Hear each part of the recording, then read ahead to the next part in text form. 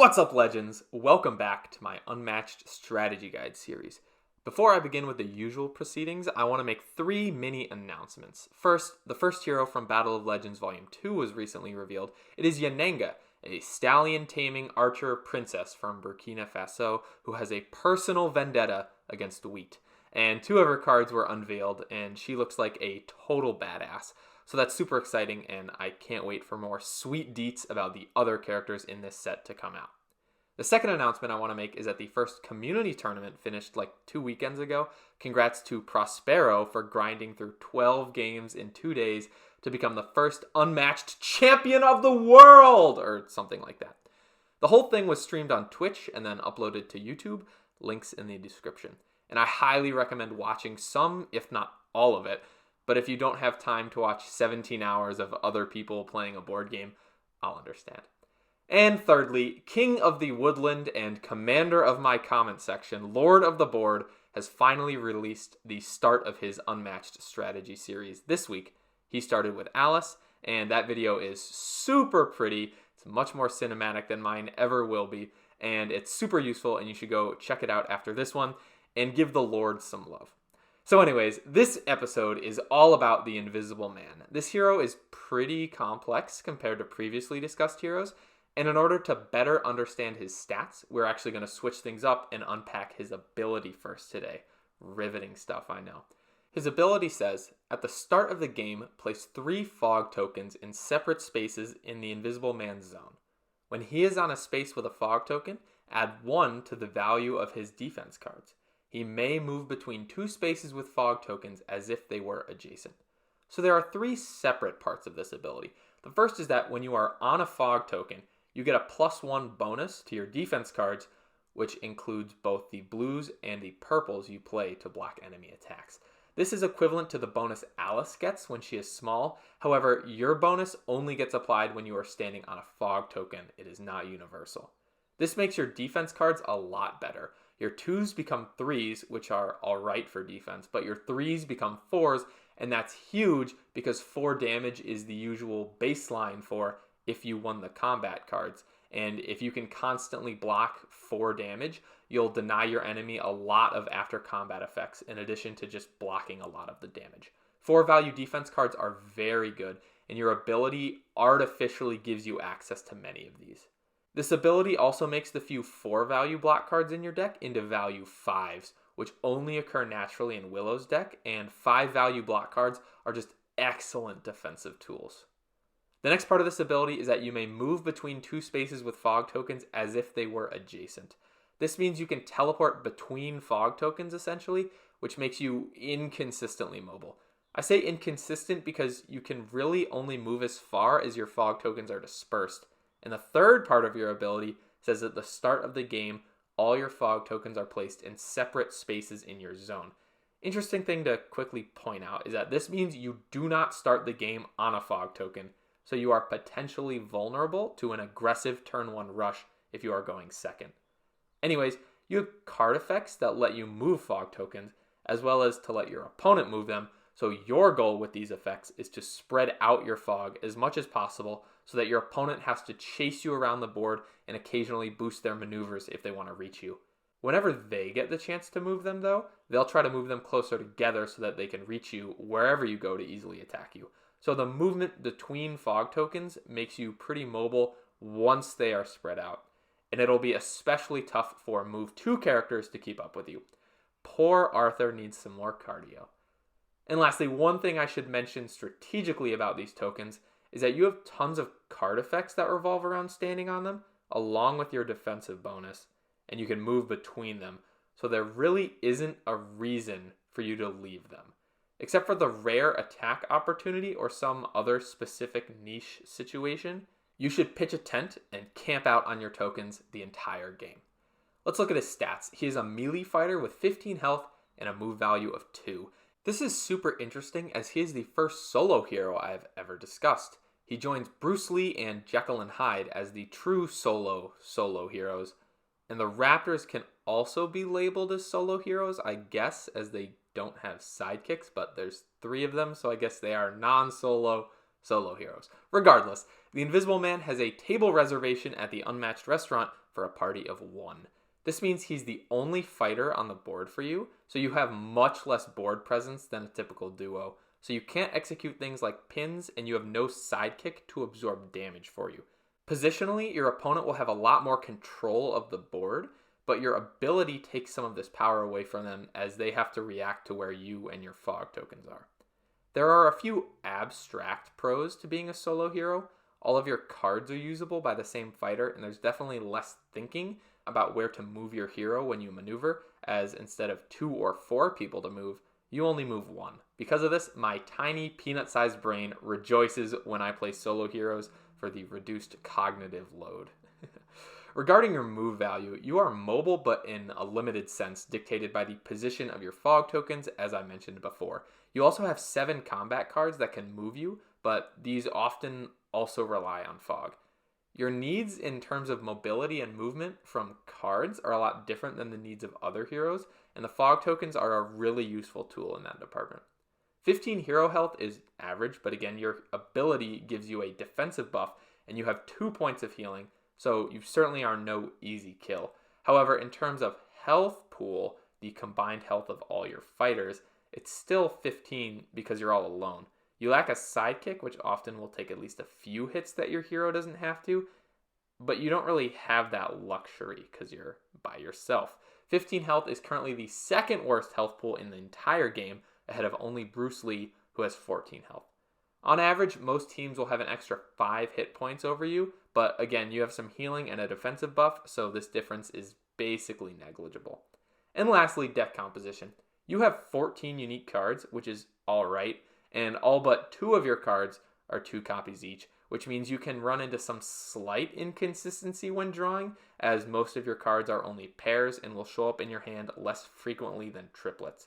Also, this deck has a little bit more to its composition due to the types of cards in it.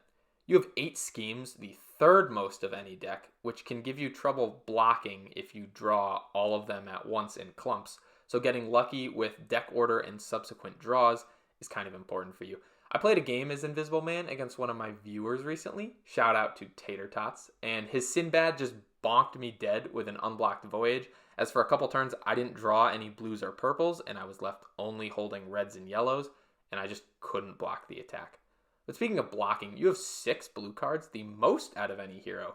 You also join Little Red as the only hero currently released with no feints, so you focus on value blocking instead of effect blocking.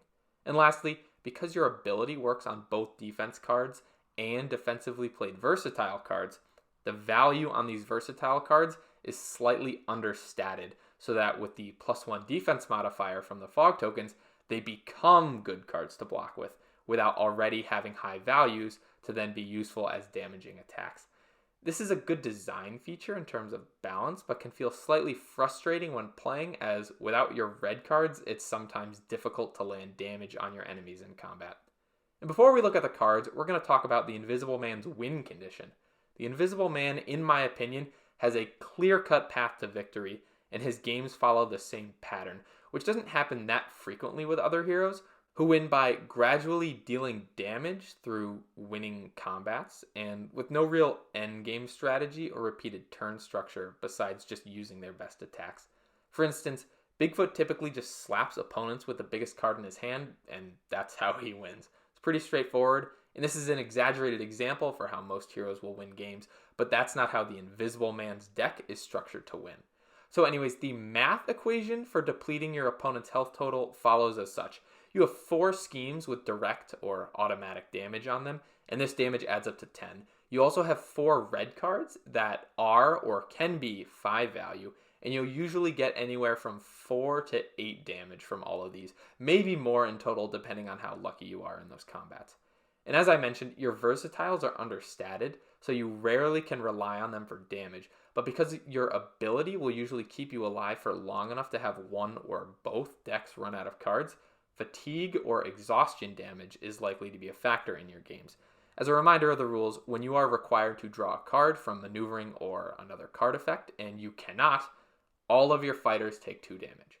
So your path to victory as the Invisible Man will most often require you to use your damage schemes and big attacks to weaken, if not kill the enemy hero, and then survive until their deck runs out and they perish from exhaustion. I believe this is the one true path to your victory, as the only other possible attacks you have in your deck are value 3 or lower, and it's really hard to deal damage with those. A key outlier for the equation is the card Impossible to See, which can actually give you an extra 2 or 4 damage as an attack, but this damage should only be played in order to actually finish off your opponent, and you'll see why when I specifically discuss this card. This path actually has a couple of implications based on your matchup. First, the average hero health is currently 15.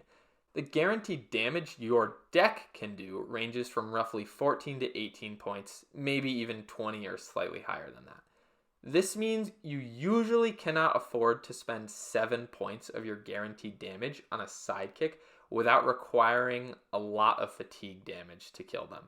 As a result, heroes with powerful sidekicks will have an advantage over you because usually you just can't afford to kill them without sacrificing the damage necessary to kill their hero and actually win the game.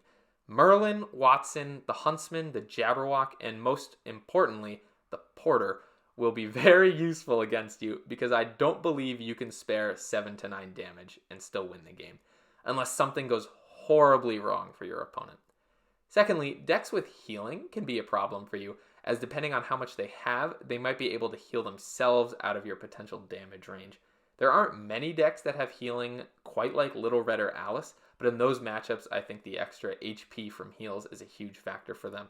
And lastly, decks with discard effects can screw you over by discarding your key damage cards. In another Invisible Man match I played against a viewer, shout out to Nemo the Fish who played Robin Hood, an ambush discarded a crucial scheme, and suddenly I was 2 damage short of a sure lethal.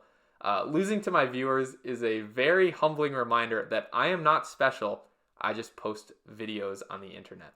Ignore that sad comment and keep these factors in mind when you play Invisible Man. It's always useful to know which matchups will give you more trouble than others and when you will have to adjust your playstyle accordingly. Finally, we have reached the cards. The first card in his deck I want to talk about is Surprise Attack, a 5 value attack with a boost value of 1 and 2 copies. It says, immediately! Cancel all effects on your opponent's card. After combat, if Invisible Man is on a space with a fog token, move that fog token to another space. This is a high value attack with an effect, which is super good against Feint, as it will still end up dealing damage even if the effect is cancelled. Speaking of Feint, the effect on this card is Feint word for word, which makes this a very powerful card as it can negate whatever effect is on your opponent's defense card. And based on which hero they are playing, this can be very useful in certain matchups, as some heroes tend to rely on the effect of their block cards more than the value. This is one of 2 attacks in your deck that you'll regularly deal damage with, and is therefore a crucial part of your win condition. The after combat effect, however, is a double-edged sword. Moving a fog token anywhere on the board is very useful to you, as if you can spread your tokens out, it will be much harder for your opponent to maneuver over to you without boosting if you are constantly using the fog to teleport across the board. This is especially true on larger maps. Yet this effect is mandatory if the Invisible Man attacks from a fog token, meaning if this is your second action, you won't be standing on a fog token during your opponent's turn, and therefore won't receive the +1 bonus for your block cards. So the ideal use of this card while on a token is using this as your first action, and then spending your second action maneuvering to a fog token for safety. Achieving this sequence will be fairly easy in most matchups, as your defensive playstyle will commonly force people to attack you while kiting with disadvantage, so you should be starting your turn adjacent to an enemy fighter quite often, I'd say. This is a super thematic card if you think about it. You are attacking out of nowhere and surprising your opponent, hence the cancel effect, but afterwards you are no longer hidden, so the fog token shrouding you in mist disappears. Of course, that line of thinking can all be avoided if you just aren't standing on a fog token when you attack with this, in which case it's a 5 value offensive feint, which is a great card. The next card is Emerge from Mist, a 3 value attack with a boost value of 2 and 2 copies.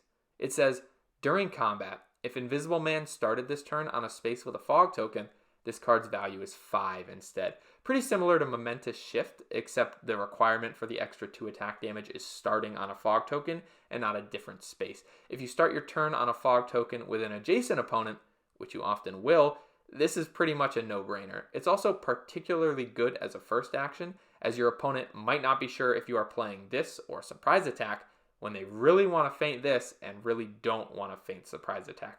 This attack can be slightly predictable at times, so I think a good general rule of thumb is to only try to attack opponents on turns when you did actually start on a fog token, so they'll never have a clear indicator that you're using this card. But you'll typically throw out other bait attacks and also start your turns on fog tokens anyways, so this in particular isn't necessarily a super telegraphed attack, but it's good to always mask your intentions so your opponent is always guessing. I'll talk more about another attack pattern during the next card, but this is the second out of 2 attacks in your deck that you'll regularly deal damage with, and is, again, a crucial part of your win condition. It's not as crucial as landing surprise attack, but it's still an important, potentially damaging, hopefully damaging attack. The next card is Slip Away, a 3 value attack with a boost value of 2, and this is a rare 3 copy card your deck has. It says, after combat, move 1 fog token to a space without a fighter, then place Invisible Man on that space.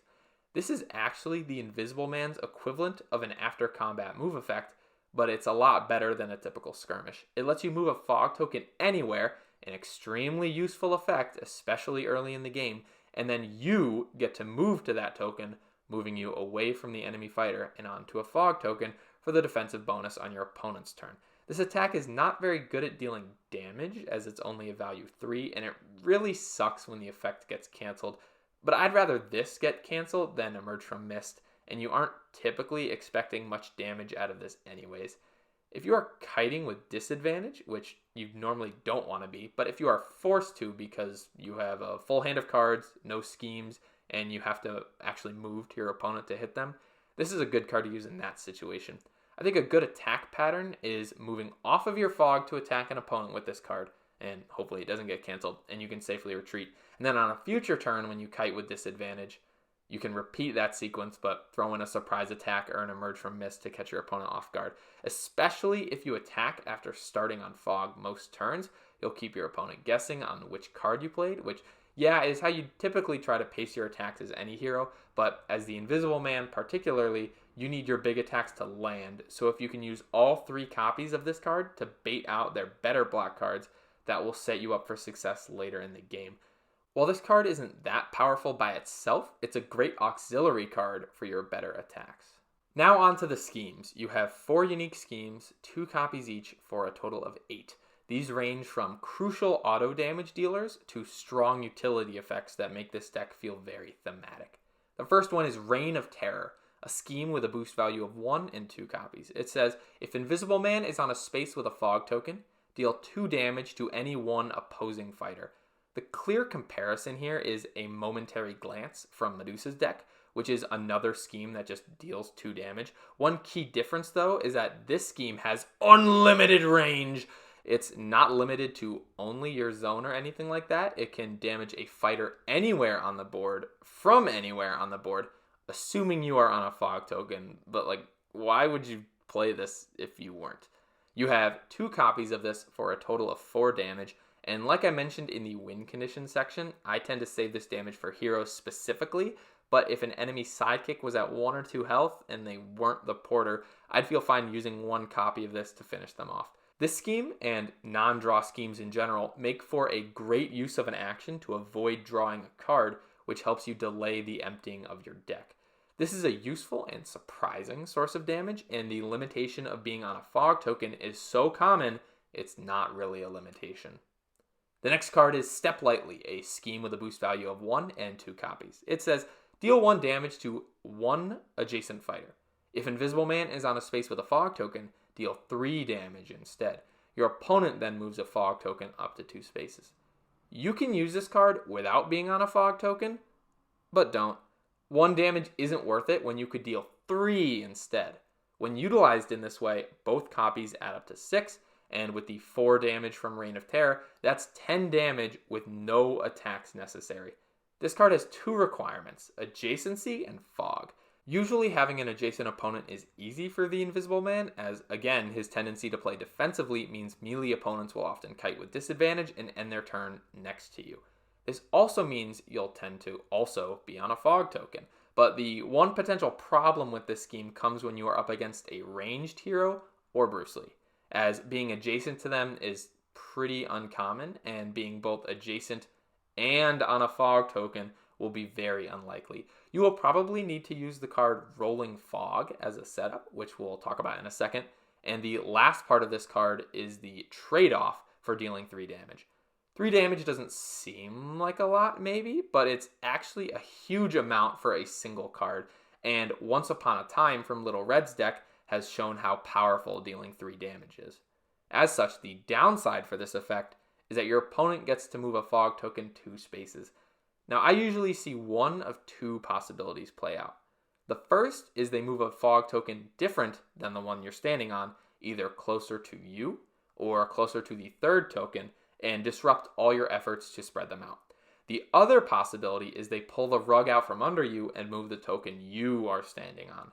This is potentially dangerous if Step Lightly is the second action on your turn, as now for your opponent's turn, you'll be adjacent to them and without your precious defense bonus, and could potentially be cut off from your fog network, or worse, pinned. So keep these possibilities in mind before you use this, but otherwise relish in the fact that you just dealt 3 free damage.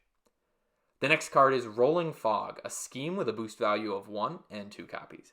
It says, move 1 fog token to another space. Gain 1 action. Hey everybody, how's it going? I am so glad you've made it this far in the video. This is me just popping in to let all you headphone users know that right now is a great time to turn your volume down. You've been warned. The first thing to note about this card is that it gives you an action, meaning the effect of this card is essentially free. It doesn't lose you an action, so you can get some sweet Jeet Kune Do combos, baby! Woohoo! I'm exaggerating mostly because I love Bruce Lee and I love cards that give you actions. It just fits my ideal play style. But this card won't make you the invisible Bruce Lee, unfortunately. But it does let you land Step Lightlies on hard to reach targets. You have to be standing on a fog token, use Rolling Fog to move a different token next to the desired target, maneuver through the fog, and then step on them. Keep the previously mentioned precautions about using Step Lightly as your second action in mind before executing this, however. You have 2 copies of this, so it perfectly matches the 2 copies of the light steps. Combo potential aside, sometimes you just don't need this to actually land Step Lightly, and that will usually be the case against melee fighters. In that sense, it's just a pretty good flexible card. Moving a fog token anywhere is very useful by itself, especially early in the game, and you can easily do the same action sequence as mentioned before, but just attack instead of scheming. It also acts as a fallback measure if you somehow get disconnected from your fog network. Maybe you fall victim to a rending shot, command the storms, or just lose to a skirmish and get forced off your fog and the enemy pins you or just blocks the path back to your token. You're screwed if you can't get back to the token, and compared to boosting a maneuver or 2 to try to move somewhere else on the board, rolling a fog right under you seems like a really easy escape. This is a pretty flexible card that acts as a setup tool for your critical strikes, or as I like to call it, mist form with extra steps. The last yellow card is Vanish, a scheme with a boost value of 3 and 2 copies. It says, recover 1 health, remove Invisible Man from the board. At the start of your next turn, place Invisible Man in any space. If you play this as your first action, end your turn. I'll just start by saying this is a super unique card. No other card in the game has this type of effect, and it's also super thematic. I'd like to point out that the art implies that the Invisible Man is running around naked. This card acts as a reset button. It gives you a singular health point back and lets you return to the board next turn wherever you want. It's also a great tool for playing the long game in multiple ways. While you are off the board, your opponent can't attack because there's nothing to attack. You're not there. They can either scheme or maneuver, and most of your enemies will be double maneuvering on their turn. This will give them card advantage against you, which I'd normally say is a bad thing, but this forces them to draw 2 cards, which speeds up the emptying of their deck for the fatigue endgame you might rely on. If you play Vanish first action, you can't draw any cards on your turn because it just ends, which can shift the card count in each deck further apart, hopefully in your favor. Also, if their hand was full when you vanished, they'll have to discard 2 cards at the end of their turn if they double maneuver, which always feels bad for them to do. So with that in mind, I'd try to play this when your opponent does have a full hand, but sharp enemies might not keep their hand full to counter this, which, not gonna lie, is pretty bad for you. You can take advantage of this by being slightly more aggressive with your red cards, as they probably won't have access to as many black cards, or at least as many choices of black cards with a hand size of like 4, 5, or 6. And one last important thing to mention, even if you return to the board on a fog token, you didn't start your turn there. You started off the board. So this card will not trigger Emerge from Mist. Anyways, this is a uniquely powerful card that strengthens your efforts to win the game via exhaustion.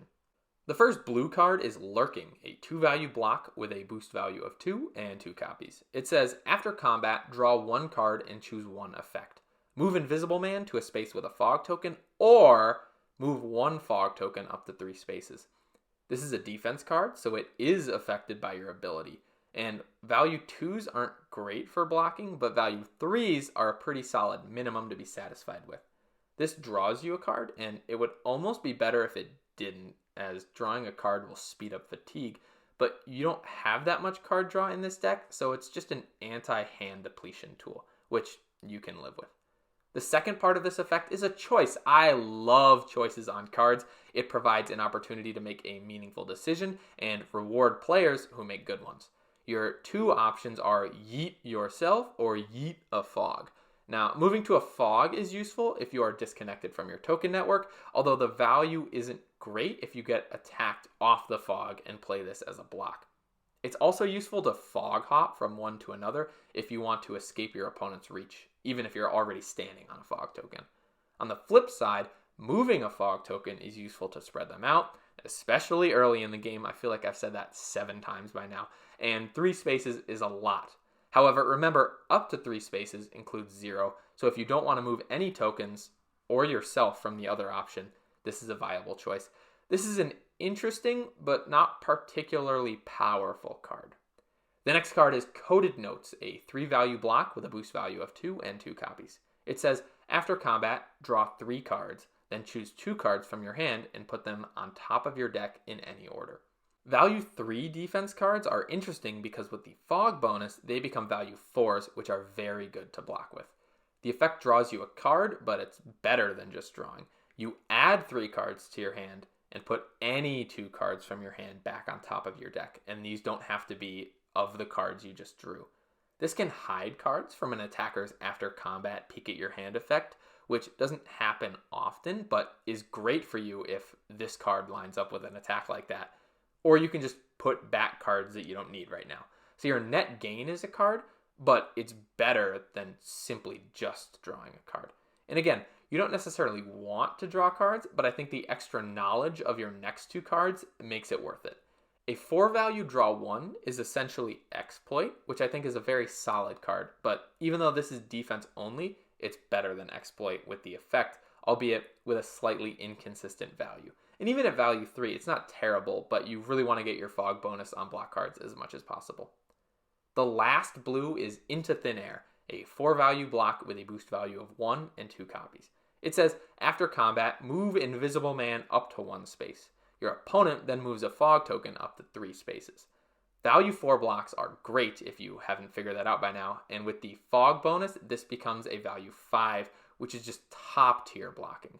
It's what all the little value 2 blue cards want to be when they grow up. However, this absolute power comes at a cost.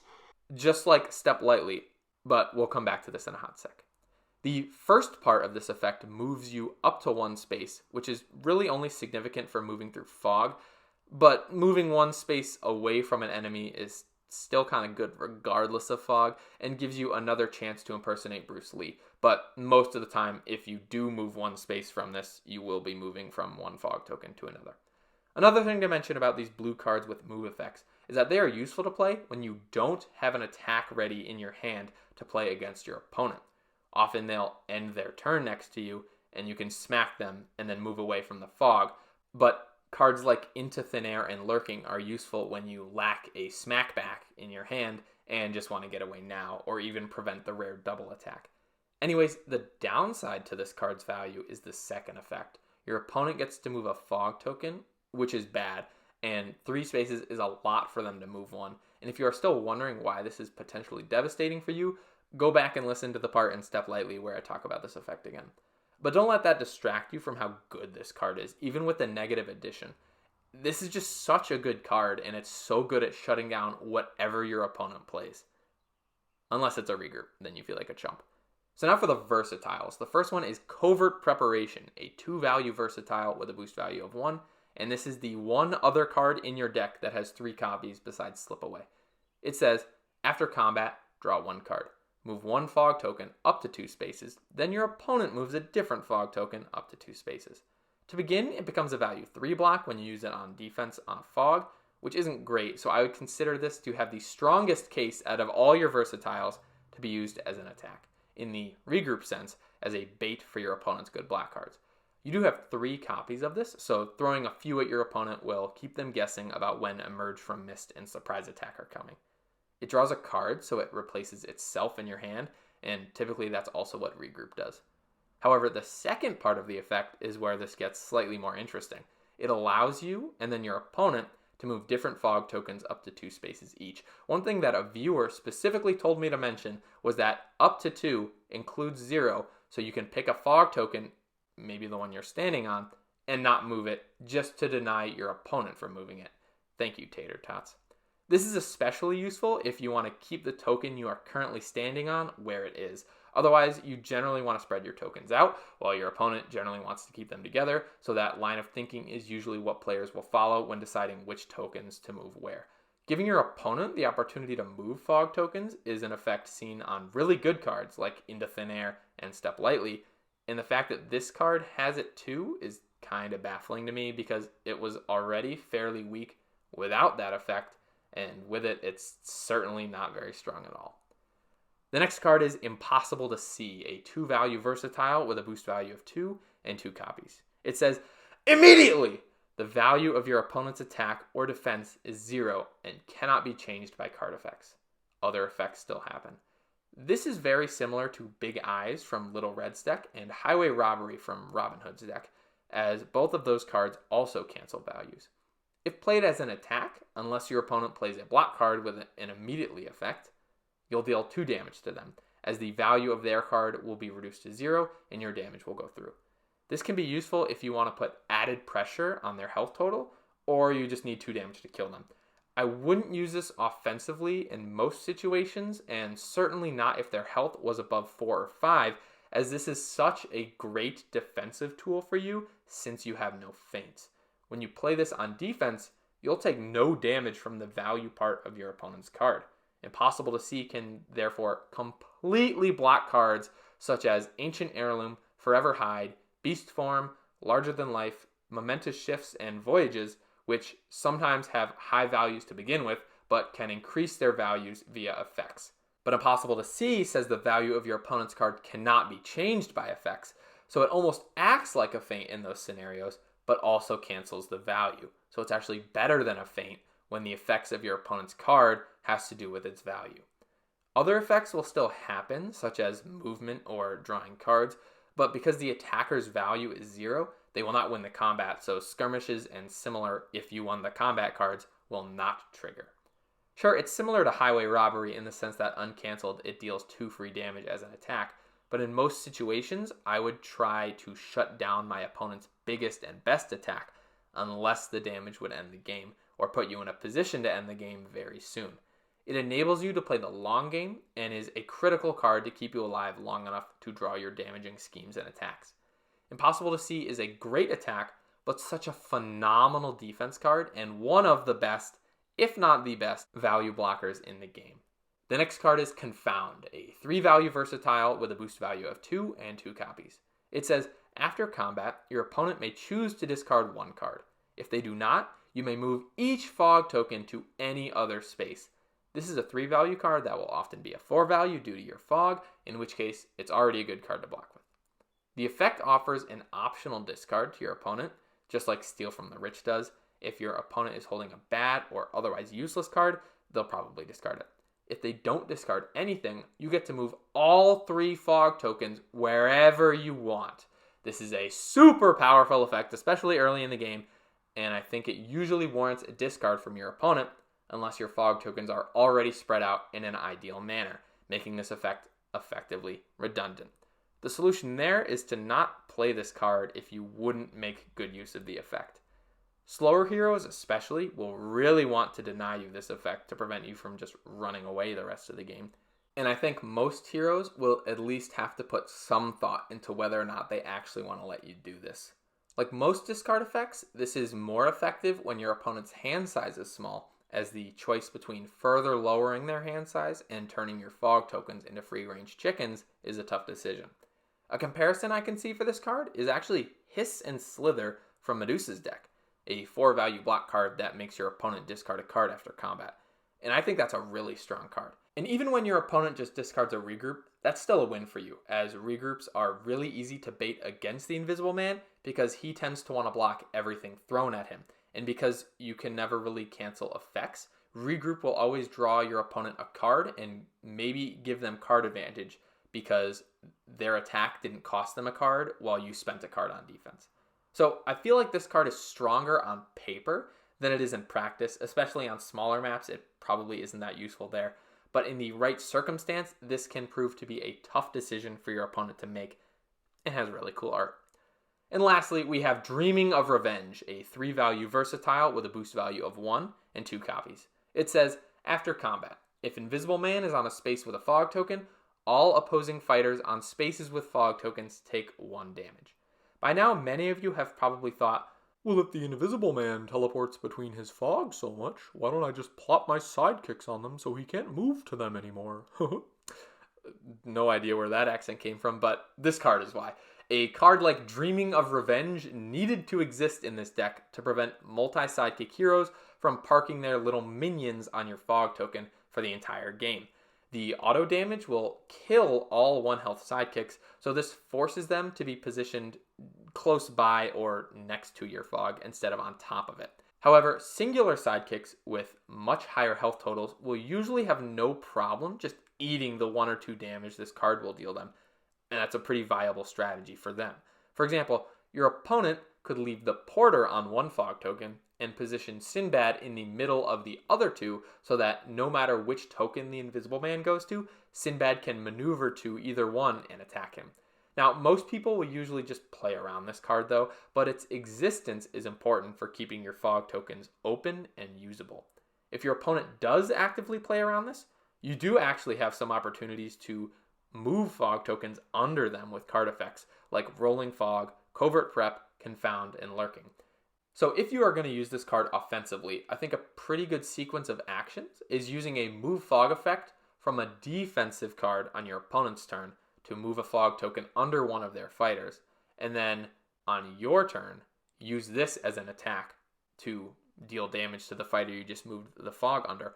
Or you can pretend to use this as an attack and try to bait out the incoming feint with a surprise attack, as setting up this card and immediately attacking with it is very telegraphed and will often get a cancel card played in response, which you can then punish with your high-valued attack.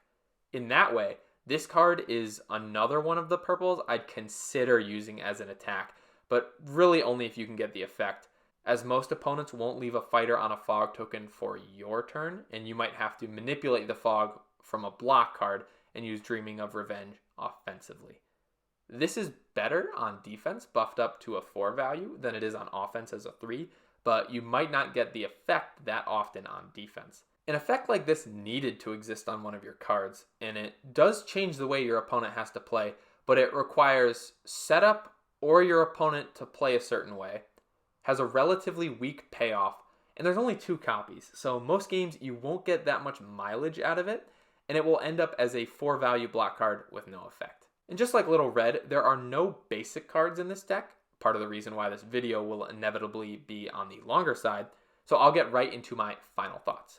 And I can see why so many of you wanted to see this hero analyzed. He's pretty complicated, and there's a lot of nuance in his cards and ability. He is quite unique in being a defense-oriented hero. Most heroes are all about dealing damage. This hero likes blocking it. And I think that's really cool. It gives players an opportunity to change up their style of play from game to game, and it makes the game feel unique with and against different heroes, which, as I've stressed in the past, is really important for the ever-growing roster of Unmatched. However, I think the Invisible Man is pretty weak for a few reasons. His fairly strict group of win condition cards dictates exactly what cards you need to play in order to kill your opponent. But this can work against you if you don't draw them or they get discarded, as this will lower your chance of winning without that damage, and you don't have alternate win conditions as you really can't reliably deal damage with the low value versatiles you have. Yet for the overall game balance, defensive heroes should be slightly weaker. Playing a hero with big attacks against another hero with big attacks is fun. You smash your opponent and they whack you back, and you feel happy that you got to wallop them with a big card.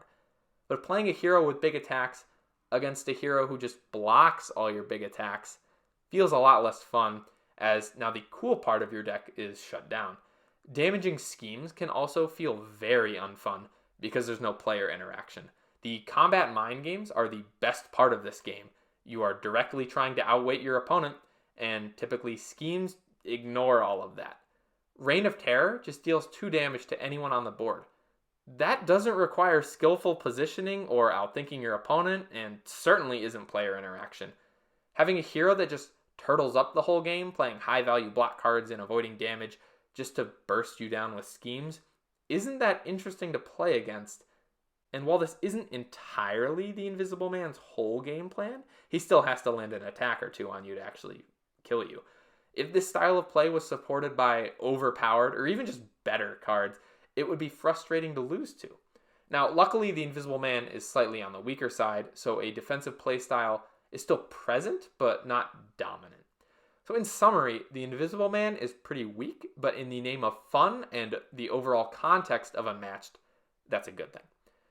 Thank you so much for watching. I look forward to continuing with the Cobble and Fog characters. They are all just super interesting, and I wonder which character will be next. I apologize for the absurd length of this video and that atrocious accent, but there was a lot to talk about, and I put a lot of work into this video, so your endurance is greatly appreciated. This took me about twice as long to make as it did for my previous videos, and I hope that is reflected in how thorough and comprehensive this guide was. And if the length of this video is an issue for you, just watch it over multiple viewings, I guess. There's no rule that says you have to finish it in one take. I personally love when I get a 20 to 30 minute board game video in my subscription feed because I enjoy just getting to sit back and relaxing for an extended period of time. And I know there are probably many people out there who abhor long videos, but I'm making content that I would enjoy myself, and I'm pretty happy with how this series has turned out so far. There probably is some room for like 2-minute hero strategy rundowns, similar to the key cards segment the community tournament had, but for me, those will probably be a project for further down the road, and maybe not even this year.